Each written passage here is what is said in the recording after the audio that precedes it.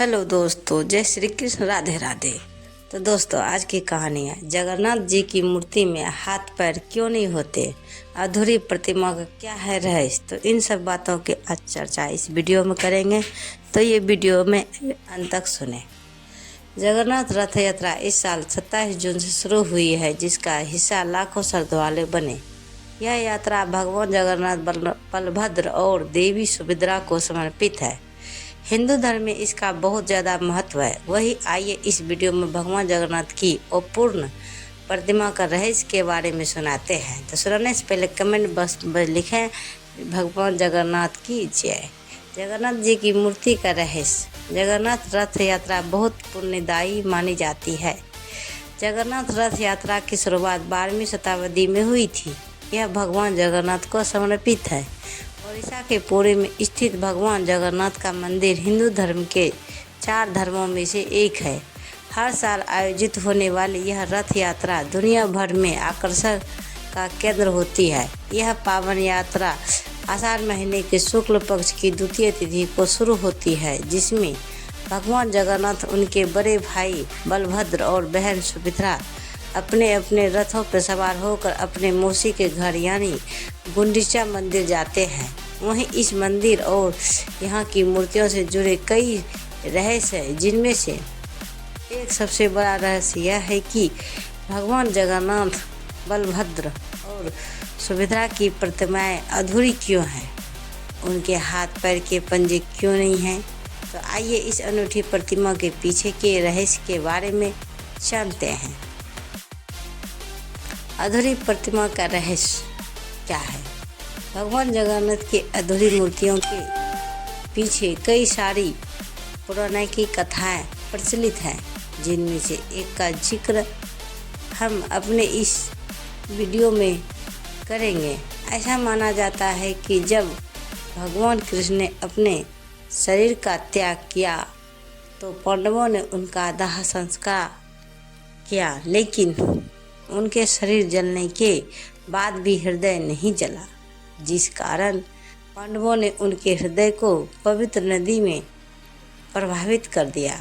ऐसा माना जाता है कि जल में प्रभावित हृदय ने एक लट्ठे का रूप ले लिया था, जिसकी जानकारी कान्हा जी ने सपने में राजा को इंद्रद्युम्न को दी।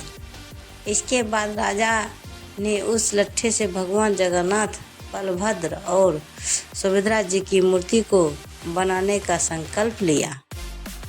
तब विश्वकर्मा जी वहां एक वृद्ध बढ़ई का वेश धारण कर राजा के पास आए और उनके सामने प्रतिमाएं को बनाने का प्रस्ताव रखा, लेकिन उनकी शर्त यह थी कि वे 21 दिन में मूर्तियां बनाएंगे।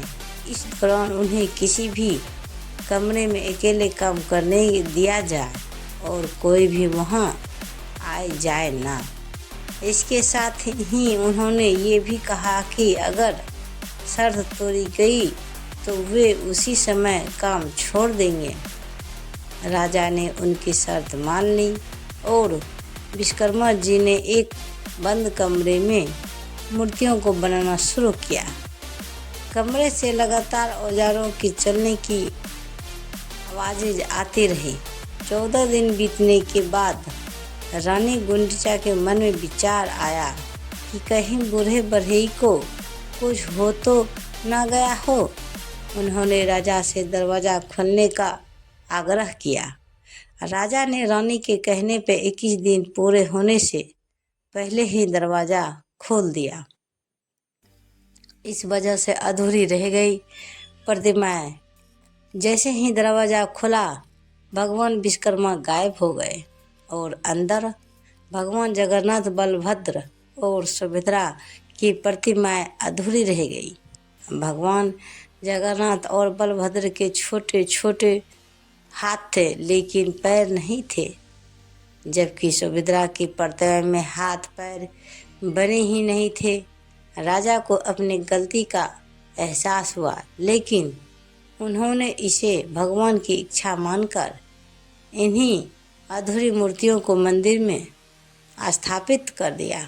तब से लेकर आज तक तीनों भाई बहन इसी स्वरूप में जगन्नाथपुरी मंदिर में विराजमान है।